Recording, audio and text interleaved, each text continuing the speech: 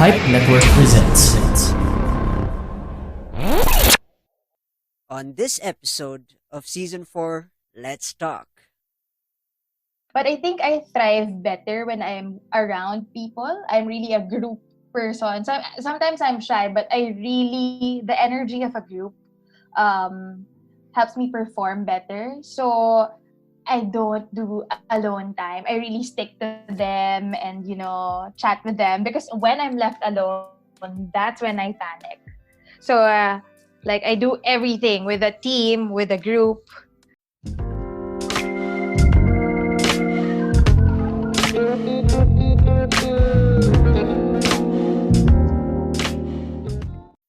Hey folks, welcome back to the Rajiv Show, and I'm your host Rajiv Doreswamy, and this show aims to help reach out to those who are currently struggling in life and to remind you that life is indeed beautiful when you're inspired to make it your own. Before we get into this episode, don't forget to like, share, and subscribe to whichever platform you are using. And if you want to connect with me, you can find me on Facebook, Twitter, Instagram, and on TikTok at The Rajiv Show. Hey folks, welcome to The Rajiv Show, and my guest is a one-of-a-kind personality, and down-to-earth kind of person. And she's also a podcaster just like me. She has an amazing podcast, which hopefully we'll talk about in this conversation. I want to introduce my guest, Veronica Guingon. Hey, how are you doing? Hey! Yeah, my surname is really hard to pronounce. It's Guingon.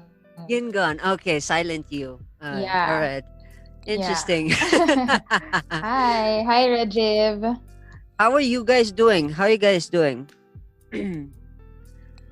Living the pandemic life, working from home, Yeah. staying healthy as much as possible, Mm, and binging on Netflix movies. interesting. Right off the bat, we got some interesting stuff to talk about. But before we get into the conversation, could you give a little bit of background to my listeners who are tuning in? Um, okay, hi. I'm Veronica. My real job, I don't do podcasting for a living, but my real job is I'm a writer and producer for TV and video productions. So that's what I do most of the time. And then when I'm free, I play with my two cats and my dog. And I'm also a dragon boat paddler, but right now we can't do any dragon boat paddling because of the restrictions for COVID-19. So right now I'm just a pet mom. Interesting. The dragon boat conversation is gonna be an interesting thing. I want to learn about that. That's I've never heard about that. Before we get into dragon Dragon boat, boat? yeah. Before we get into that, I'm gonna ask a question that, of course, opens entire conversations. If you and I were high Mhm. school classmates, who were you in high school? Are you the silent type? Are you the energetic, the sporty type? If you and I were classmates. Hmm. Well, well, I was the performer. Like, Hmm. this is so funny because I don't do it now. I don't do any of it anymore. Like, I was part of a dance troupe, and I really like performing. Like, whether in class or for Hmm. extracurricular activities. Like, I do cheer dancing, competitive dancing, and then for class, I really like doing reporting. Yeah, so I was good. I was kind of good in school, and I Hmm. was also very active in extracurricular activities. I Hmm. guess I was a really energetic, um, makulit kind of student. But I Interesting. was also motivated. Yeah, but I was also motivated to study hard because my parents were paying for my tuition fee. Yeah. All right. We Yeah. we opened up a lot of stuff here that we're gonna highlight. We're gonna highlight performer, writer, producer, and dragon boat paddler. Um, First, I gotta ask. In connection to the previous question, is that when you're performing and when are you the competitive type? You know, the competitive kind of person when it comes to performance and competitions. I'm sure you guys have the fair share of dance events and stuff in school. So are you that Yeah, in competitive, like school. I'm gonna kill you kind of attitude? Do you have that kind of mindset? Um, di naman hindi, okay, is it okay if I speak in Sure, Taglish? sure, sure. Okay. Hindi naman I'm gonna kill you kind of type, but I really like winning, getting prizes um our school used to compete against other schools. So I studied in Nueva Ecija, so it's a Huh. province. So and my high school was a science high school, so it was just a really small batch of people. We're around 60 Hmm. or to 100 in our batch. So the Hmm. competition was not really that hard, but it was fun. It's more of the fun enjoyment part of dancing that really got me to it. But and then the competition, if you won, it was like a plus, but it's not really the main motivator Hmm. for dancing or performing. Hmm. And I'm sure the discipline to the years of performance in high school spilled over. You know, is that in producing and Mm. writing, and of course, dragon boat peddling. Mm. Well, I haven't really thought about it, but now that you mentioned it, I think maybe it has helped me be a little disciplined. I'm not that disciplined, but yes, because when you perform, you have dance hours, you have to train for hours, Hmm. you have to learn the routine for hours, and then you have to juggle that with schoolwork. And Hmm. since it is a science high school, so it's kind of well, the lessons are hard. So Hmm. you really have to study, and you have to do both Hmm. things, studying and practicing at the same time. So I guess maybe it has helped me become a little more disciplined. Hmm. But I wouldn't say I'm that disciplined. Hmm. In some way, you have a I don't know. certain level of intensity, I guess, or control towards Yeah. uh, Yeah, maybe. towards the focus. Interesting. Mm-hmm. As a performer, because I can relate to the concept of performing, as you know, I'm a half musician, and of course, when we're performing, it's Mm-hmm. kind of that enjoyment, feeling that moment. I gotta ask, Yeah.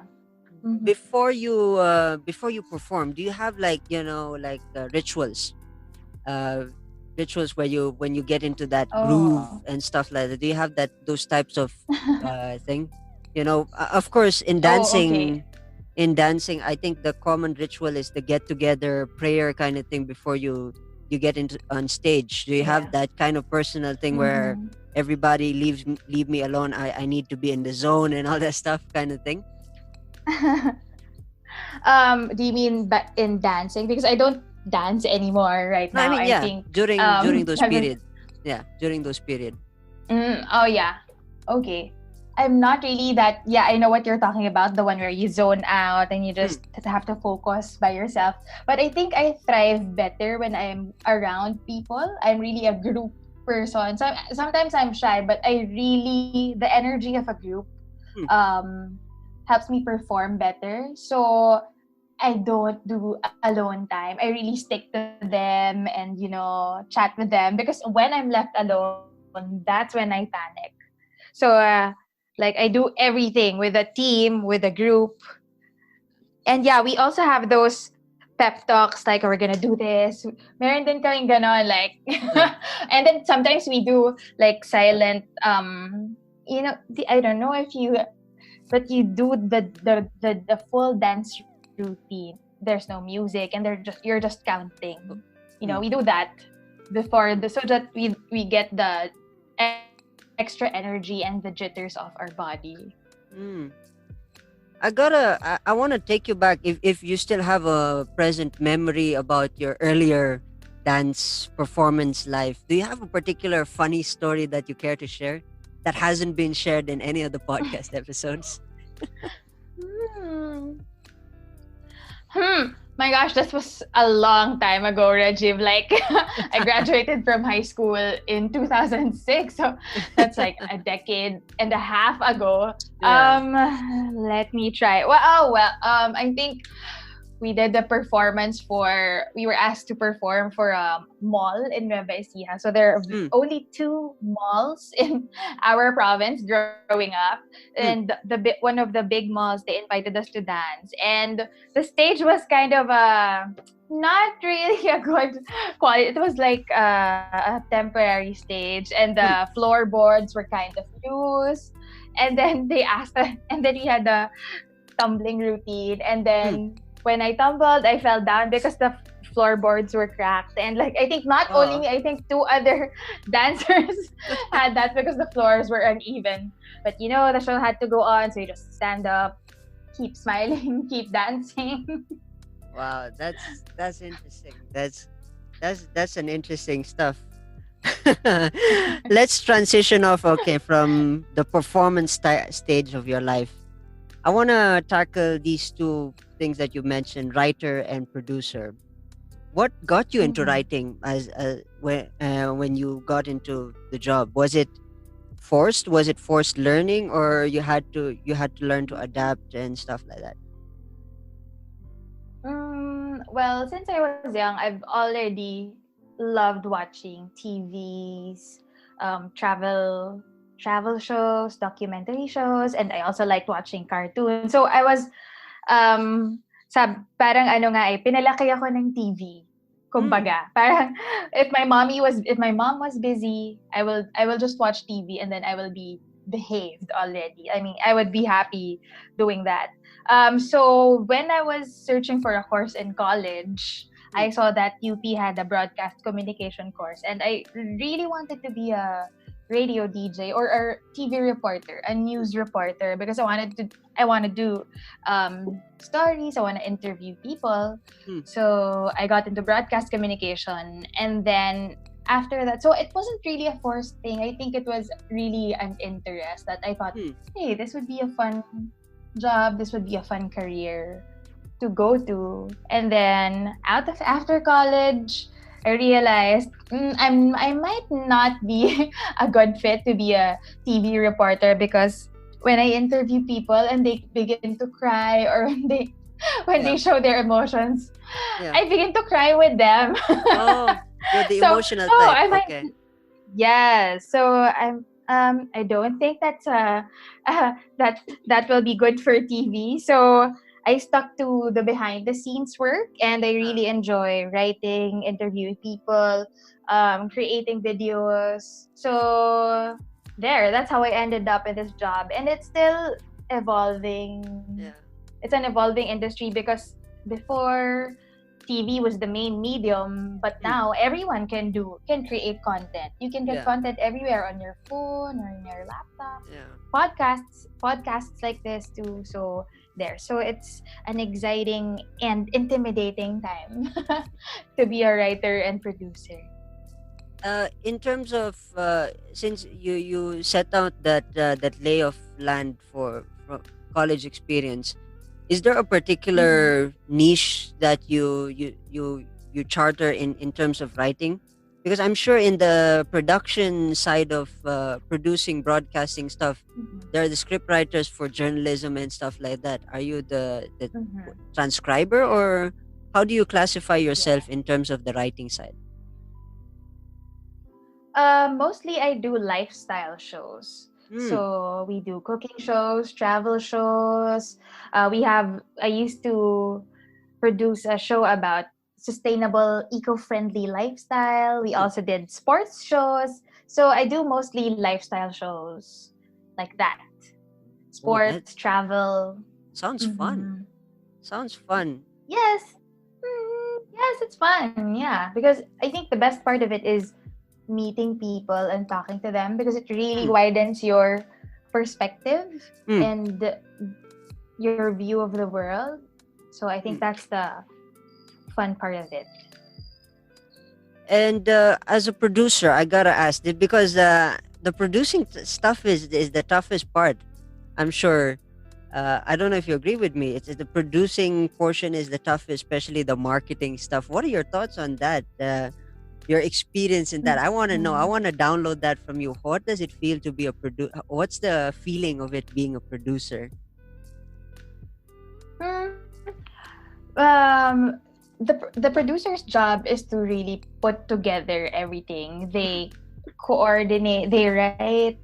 Oh wait, it depends kasi on what kind of thing you're producing because but in general, a producer's job is to write the episode, to Hmm. figure out the direction of the message that you're writing, and then coordinating it with the editor, with the host, or whoever is in your team, so that your idea, the look of the show is all put together Yeah. and cohesive. So there, I think the big part of it is making decisions and Yeah. communicating it to the whole team so that everyone is in line and the idea of the director or the creative director is achieved. Wow. That So there. in my Did books, I it's give a good official. description? In Did my I give in a... yeah, it kind of yeah. In my books, it I kind of classify you as a legend now because producing. You've mentioned that looks hard. Getting people together, especially the top end. Especially managing egos, expectation, and everything. That must be the most challenging Mhm. portion of it. Getting people Yeah. together, collaborating, sharing ideas. One is stingy on this side, one is stingy on that side. Getting A and B to get together and work. That's wow. You're a classified Yeah, you're legend according actually to my right. book. That is saying, and Yeah, dealing with people is actually the hardest part of it. But yeah, but it's also the most fun. yeah. Now, before we get into one of my favorite topic that I want to talk about, we're gonna have a short break, Mhm. folks. We'll be right back after these few short messages.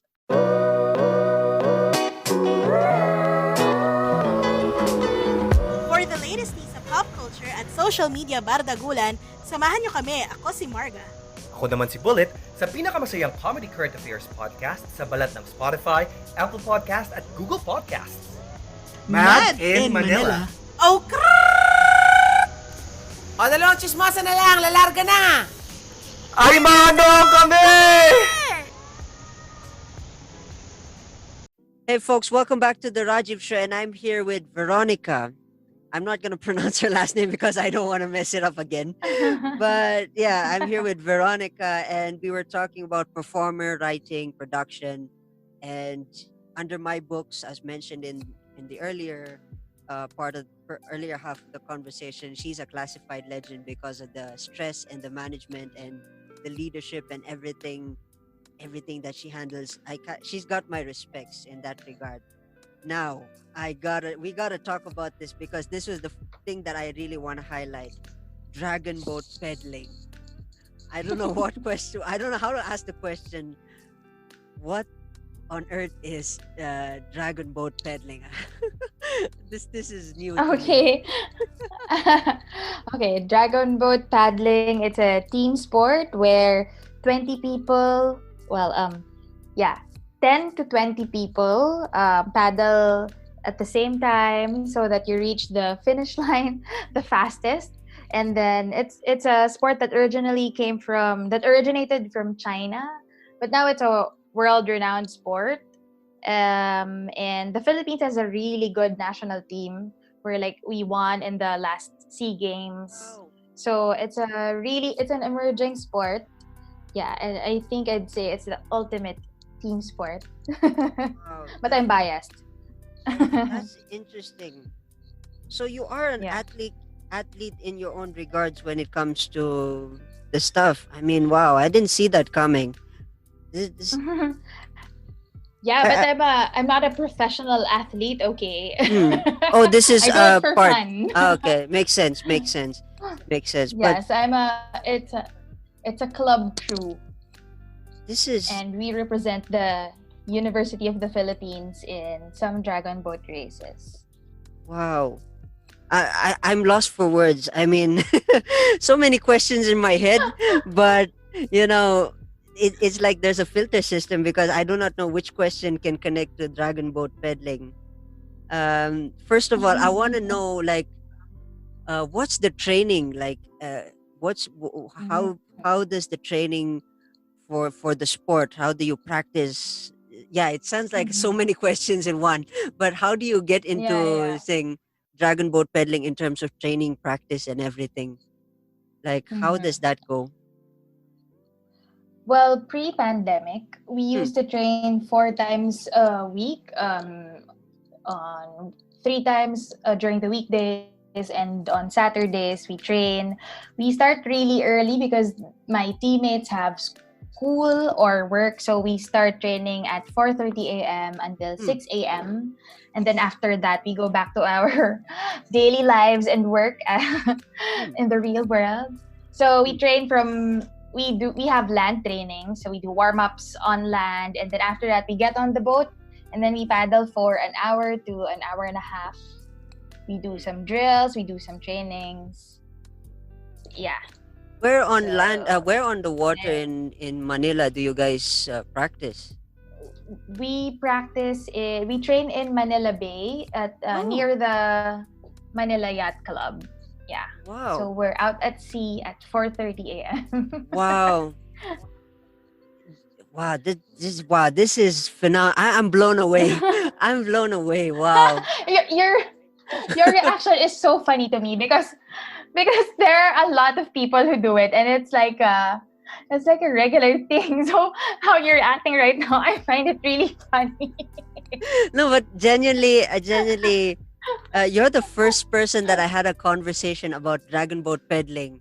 And I've been here for five Mm-hmm. years. I've been here in the Philippines, and here in La Trinidad, it's kind of rare to have dragon Oh, boat peddling because you're up in the mountains. There's no yeah. boat. You can't take a dragon Yeah. in the rivers here because it's a small Yeah. river. You can't even pedal half a centimeter, and I don't know how that is. So this is like very new experience conversation, and I'm really genuinely interested in you know how you guys go Mhm. through this. Aside from 4 times a week, do you guys have to go through like the workout session? Do you guys have a particular workout, nutrition, and all that stuff? Yeah, we actually do. Our coaches have trainings for us. They do strength training, cardio training, what else? Body weight training, everything that you need to, because you have to grow, you have to be strong to be able to move the boat forward, and Yeah, you also have to be synchronized. So yeah, everyone has to move at the same time in the same way so yeah. that the boat is streamlined and no one hits the other's paddle, that kind of thing. So that's why I say earlier that it's the ultimate team sport, because you have to move as Hmm. one person. With Mm. the person in front of you 8 or 9 heads away from you Hmm. should be moving the same way you are, whether you're at the front or the back. So it really you really have to be synchronized with each other, like not just physically but also mentally. You have to be Hmm. in the game, because when you do a dragon boat race, most of the races here in the Philippines, you're just like, let's say, 3 to 5 meters away from the next boat, Hmm. 5 to 7 meters away from the next boat. So you hear your competition, they're shouting. If you watch some of the videos that we posted, we're always shouting and motivating each other, because you can Hmm. hear the other boat too. You know when you're ahead. Hmm. You feel it when you see it when you're behind. So Hmm. it's like really an intense sport. So it's a physical and mental training that so we have to be strong physically and mentally. I mean. Wow, this is inspiring. This is inspiring. Yeah. I'm in love with dragon boat peddling now. I think I need to go watch some dragon boat peddling stuff. This Yes, is you should interesting. try. You should Um. try. But mind you, Hmm. we're just a club crew. Like some of Hmm. our members are students. Some of our members are like managers, Hmm. auditors, accountants, Wow. people with corporate jobs. So it's really a mix of people and students from the University of the Philippines and we come together, and the sport brought us all together. I would never thought I'd meet them if not for the sport, because we come from very different fields and industries. So And sport. um, Mhm. I want to ask, when you have the age, I'm sure age plays an important role when Mhm. it comes to the game, because I think just like Mhm. any other sport, it's a young man's game. The youngest energy is the one who gets things from point A to point B. Is there a certain age Mhm. limit, like when it comes to the sports, or is there a Actually, from the people you've mentioned you've networked with over the period of thing? actually, that's what I love about Dragon Boat. There's no age limit. Like Really? some of the other teams, yeah, in some of the other teams, there are senior citizens who compete What? in races. Yeah. Some of Really? them are even breast cancer survivors, and the age, that's what I learned Huh. in sport in Dragon Boat, that age doesn't really matter. Like, Wow. yeah, it's good that you start at a young age, but Yeah. no matter what age you are right now, you can still perform and be at the top of your game. As long as Wow. you do the training, you take care of yourself, you eat well, Huh. you have a great coach. Wow. I nearly spewed Um, water on that age is one. not, Wow.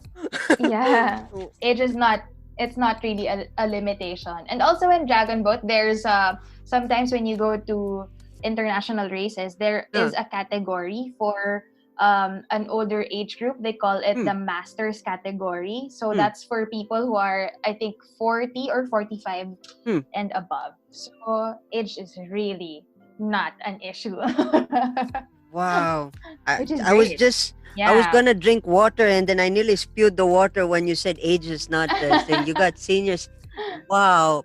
That's Yeah, in other teams, yes, yes. I gotta ask, experience wise, I gotta ask, do you have like a funny story somewhere in China, or you somewhere you competed it? I'm sure you've with Dragon Boat pedaling. I'm sure Hmm. there's some memories that linger in your mind that you've experienced that say, hey, that's a Hmm. good story to A, tell. a funny, a funny story. I'm not sure if it's funny, but sometimes in Dragon Boat races, when it's really intense, sometimes the steersmen at the back fall down, or like sometimes the boats collide and run into the lanes of the other boats. But when you're there during the race, it's kind of like, oh my god, that's scary. But looking back at it now, like, oh my god, people fall off boats and Oh, into the sea while we're all paddling. But so there. And I think a funny thing is, and it's kind of relevant right now, hmm, since we're training in Manila Bay, hmm. the water in Manila Bay is not that great. It's Oh, really polluted. So yeah, we have to paddle out into the area where there's no trash, where the yeah, water is a little cleaner. yeah. So we have to do that. And then sometimes during the rainy season or the typhoon season, or I Hmm, think maybe after the typhoon season, hmm, sometimes the water lilies get washed to the hmm, shore. So hmm. sometimes you have to paddle through water lilies, like, Aw. excuse me, we need to train. But sometimes it's really it's really thick that you Huh. can't move anymore. Oh So it's boy. like you're paddling on land. Yeah. Yeah. I But sometimes, Manila water is like really beautiful in the morning. And sometimes there are luminescent, I don't know what they're called, but planktons? there The are planktons? luminescent. Yeah, I think they are planktons, organisms, but they glow. And when you paddle, it's Hmm. like real life Moana, like for Wow. real. It's 4 yes, a.m. and Oh, wow. so that yeah, but it's worth it. And then the sunrise, especially during the first quarter of the year, like it's really like super duper awesome. We take videos of the sunrise all the time because it's Wow. so good. I'm blown Yeah. away. This this is an amazing. I mean, Wow, that experience itself, it kind of internalized. It's kind of like a nice, warm, Mhm. motivational, inspirational kind of feel. Did you Yes. guys? This joke that I had in my head is saying, when you Mhm. guys, you mentioned you pedaled outside, when the polluted waters and everything. When you pedal outside into Yes. the ocean, is there a point that you guys reach up to Spratly Islands when you pedal or something? No, not really. Not that far. That would be too exhausting. And then Or the to water would be Palawan? too wavy. Yeah. No, just in Manila Bay, along Manila Bay. Yes. That would be probably weird. Like someone, I'm sure there's some guys out there who had a bad day and then, of course, gets into the boat and gets so pissed off. Out of anger, he starts rowing, rowing. You guys, out in the end of the thing, you'd be like, "What? Why are we in Palawan all of a sudden?" I think they'd be tired already, and then all their anger will be gone by the Yeah, time because they'd be yeah, tired. yeah. It'd be like, "Oh, we just went to Mindanao in 5 minutes. Wait, where are we?" I don't think that's possible. But that's just a joke. That's like interesting. I'm sure. Yeah, I'm sure everybody they all have rough days and they take it out in the paddling because of course the rowing Yeah. motion kind of the the feel of it is kind of release and thing. Yes. Wow. Yes. This is this is True, an true. inspirational thing conversation about dragon boat pedaling. I mean, I love it. I love it. This is amazing. Yeah, so we can't wait to get back on the boat. So this pandemic, the lockdown has been Hmm. like we're really missing going on the boat and paddling out into the sea. So Yeah. I really hope the pandemic will be resolved soon because we want to get back on the dragon boat. Oh man, when I'm in Manila, hopefully, if the pandemic, I wanna see how you guys do this. This is, I, I, Yeah. I Or you gotta. can try. You can try paddling with Yeah, I us. mean, our tub in the bathroom is not that big, so I'll probably go a few inches shorter. But yeah, and I think the lakes and all, yeah, the lakes are very thin. The water is very thin, so I doubt it. If the even the boat, probably I'd get my ass scratched into the thing. But this this Yes. is this is thank you for educating me about dragon boat pedaling and the experience. I kind of downloaded the feeling of the sunrise sunset in the ocean. It's this thing. Oh yeah, I gotta Yeah. ask also one more thing. That's I forgot that thing. Have you guys encountered like the whale experiences as well? Have you guys seen the whale, or when you were paddling you were Mm, competing against whales or not some really. sharks? There are no, there are no whales in Manila Bay, but surprisingly, there are. I don't know what the English term for tilapia is, but Hmm. Hmm. there are some fish in Manila Bay, and like I said, there are planktons, and there are a lot of birds. Oh. Surprisingly, that travel across Manila Bay, and sometimes they land on the dock. Yeah, Hmm. flocks of birds. Like Wow. there are a lot. This has been an experience. This is an experience. I felt like I was in the ocean. I'm sitting here in my office, but I felt like I was in the ocean right now. I mean, this is inspiring. Before we wrap this conversation about dragon boat pedaling, is there a particular motivational quote that your coach or your fellow friends remind you every time when you're in the ocean, or probably I'm sure like the earlier performance discipline that has taken you Hmm. towards your professional life? Do you have a particular Mhm. motivation that they gave you that you stuck through and through, that will remind you, hey, I gotta do what I gotta do in order to get this thing done, either Hmm. boat peddling and in professional, in the mass comm life. Mhm. Okay, we don't really have a motto or a quote, but I think one lesson that I take away from Dragon Boat and bring it to everyday life is to um be good at the basics Hmm. and um to train regularly because you know when you're in a competition and you're rattled or scared or nervous or intimidated or any negative emotion that you feel while you're waiting for a race to start and you see your competition, that's like it really shakes you up.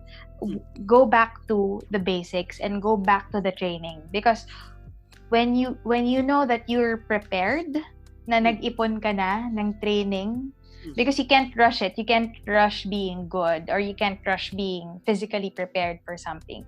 So when you do the training beforehand and when you master the basics, when you get good at the basics, when you're already in the field, that's what will get you through it. That's what will push you to the finish line. So yun. Go back to the basics, be good at the basics, and do your work sa training. I'm blown away. I think that I am blown away. I think that also applies to life, right? Yeah. I'm blown away by this conversation. I came into this conversation not expecting anything, and my mind is blown. Like I mentioned, I think in the first half, you are a certified legend in my heart and also in my books. That is a guaranteed. You have my respects. And wow. I thought we were gonna talk about our podcast. Yeah. We want to change it up a bit. I mean, dragon boat peddling. When someone says dragon boat peddling, who is not going to miss the opportunity to learn about that when they don't even know what it is? Come on, I mean, that in itself is an experience. I mean, wow, I don't know what to say after that. It's really interesting. You should try it. Yeah, I should try it with my with my bathtub and No, come here to Manila and try it with our team. Oh, I need to work out though. I'm a skinny guy. I mean, I'm so skinny. I mean, probably the birds in Manila Bay will pick me quickly and take me to Palawan or something. Some of my teammates, they used to be skinny. And then after training and then proper diet and eating and doing the program by the coaches, they got a little thicker. They had more meat in their body. Yeah. So no one goes there. No one is a dragon boat paddler right away. Like you go there and this guy is a dragon boat paddler. Oh, this guy is an athlete. I think that's what's good about a club crew. There is no pressure right away that you have to meet this certain qualification. You have to be this tall. You have to be this heavy or be this light. Or you have to, it's not that strict compared to professional and national teams. So I think that's the beauty of it also, that it's really inclusive. And it's really about developing yourself, getting better, and not being the perfect, athlete or paddler already. I think the development is the greater part of it. The process, you mean? Something like that. Yes. Yeah. This is wow. I love this conversation. This conversation is wow. Dragon boat peddling. I mean, I want to try it out though. Hopefully they let this pandemic thing, and I want to experience this. This is amazing. It's amazing. Before we wrap this conversation, of course, if my listeners want to find you on social media, how do they find you via social media? By the way. Okay. You can. Is it okay if I just share our podcast? Sure. Page. Okay, you can find me, you can talk to me and my co-hosts from It's an Adult Thing. That's our podcast. Just look for us in Facebook, Instagram, or Twitter at It's an Adult Thing. So there, look us up there. And you can also try listening to some of our episodes. Oh yeah, these guys have amazing content that's coming from the Rajiv show. That's with respect. Yeah, I agree. I second. Thank you. I second your thing. And I want to say thank you to my guests. Thank you. certified legend from the Rajiv show, It's so Veronica. funny. Okay. Thank you if you think I'm a legend, though personally I think I am not, but thank you for that. Recently I learned to accept compliments, so thank you for that. Yeah. And thank you so much. I had fun talking to you. Awesome. Awesome. And for those folks who are tuning in, I hope you picked up a thing or two in this conversation. Folks, cheers and stay safe.